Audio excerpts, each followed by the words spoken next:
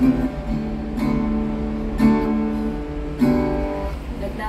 umaga po at pagpalang araw po ulit sa ating lahat. At ibabahagi ko po ay ang mababasa po sa John chapter 14 verse 12 to 14.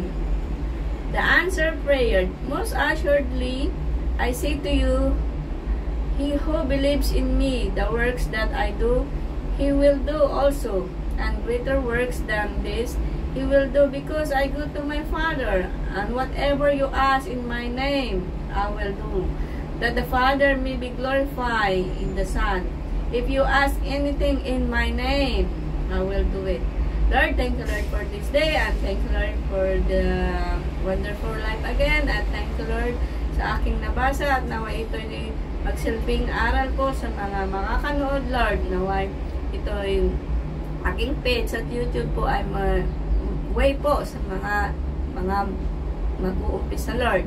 At maraming salamat din po sa aking employer, lalo na po ang aking mga magulang sa Pilipinas at mga kapatid at mga kamag-anak. At sa mga manunood po, God bless them all. Lord, this is name I pray. Amen. So, sabi po dito, di ba? The most assuredly, I say to you, who believes in me, the works that I do, and he will also do greater works than this. He will do, because I go to my Father, and whatever you ask in my name, I will do, that the Father may be glorified. If you ask anything in my name, I will do it. So, di po ba napakagandang po ito, pattern sa ating buhay. Siyempre, ang sinasagot ng Panginoon po is yung for God's glory, napakaliwanag. Magagawa po natin ang higit pa sa kanyang nagagawa. Di po ba, yung kanyang first na miracle is water turn into wine.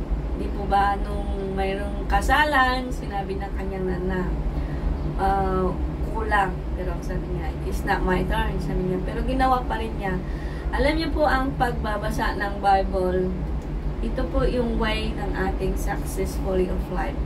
Why? Why ko nasabi to? Kasi sa buhay ko, ako nung una, talaga, ako yung lahat na ata ng masasamang salita, kaya ko yung bitawan noon.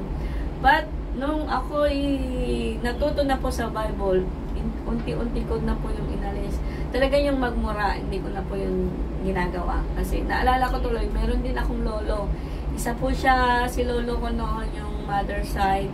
Siya po yung marunong mag-gitara, at saka siya rin po yung, sabihin na natin siya yung may asyenda noon sa lugar namin. Pero sa kabaitan po niya, pinamahagi niya po yun sa kapitbahay namin. Ngayon, kami na ang wala. Pinitirikan ng bahay namin ngayon, kinukuha pa. Pero ganun talaga ang buhay. But napakabuti ng Panginoon, napakaliwanag na pagka ang nakikita sa buhay mo ay ang Lord. Alam niyo po, testimony ko na rin po sa akin. Nandito ako sa Hong Kong, first time ko dito. Talaga yung first time ko pagpunta sa church. Kasi wala, 1 month noon na wala akong day off. Kasi on training ako, kasi first time kong mag-alaga noon ng newborn baby. Alam niyo, payat ako noon. Mga 23, 24 ang bewang ko noon. Talaga. Tapos, nung nagsimba ako noon, sabi nung nag-invite sa akin, nasa Canada na siya ngayon, ba't hinawakan yung pantalon mo? Kasi nauhubo. Wala pa ako noon, pambili. Pero, ganun po talaga. Sa umpisa po talaga, ang buhay Kristiyano po talaga is, hindi natin masasabi na ang buhay natin is yun nga. Pagkakagaya ko po, yung dati dito, wala, upo lang ako sa church, taga-bilang lang, taga-palakpak. Kasi ang gagaling nilang mag-gitara, kumanta. Pero kita nyo po, sa buhay ko po, makikita po yung kabuluhan na nangyari sa buhay ko. Kasi dati, pinagtatawanan lang ako pag nag-aaral ako ng gitara. Wala silang tiyaga. Isa lang nagtiyaga sa akin. Siya lang nagtiyaga, but for God's glory, hindi ko siya makakalimutan.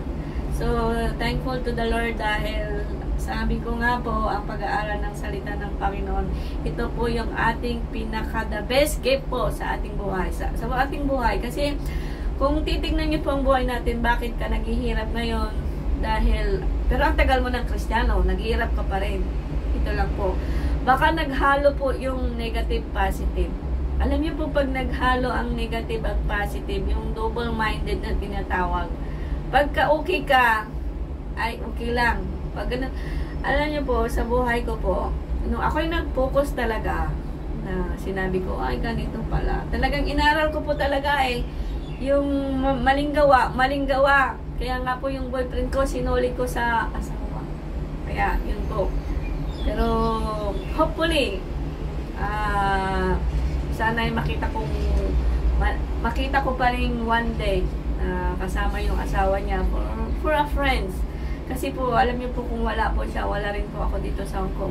So, tinatanaw ko po yan ng malaking utang na loob sa kanya na kahit ganun lang po nangyari sa aming buhay, yun po yung isang treasures na nangyari sa buhay ko na ginamit po siya. Hindi po siya nakapag-aral. Pero alam lang po niya noon is magsulat ng Kaya nagtaka ako nung nanliligaw siya. Bakit? Ang sinasabi lang niya yung 1, 2, 3.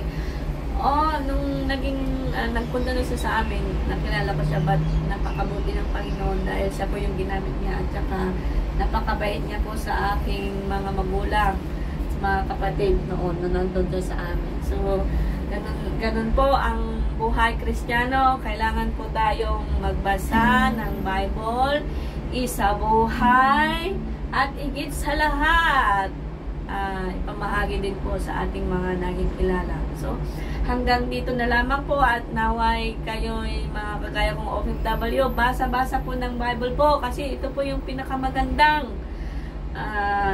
vitamin po sa ating spiritual. Huwag po kayo laging titingin sa mga bagay, sa pera, kasi ang pera po, stress lang. Pero pag si Lord, ang inuna nyo, may pera ko, wala, masaya pa rin. So, hanggang dito na lamang po. Have a nice day!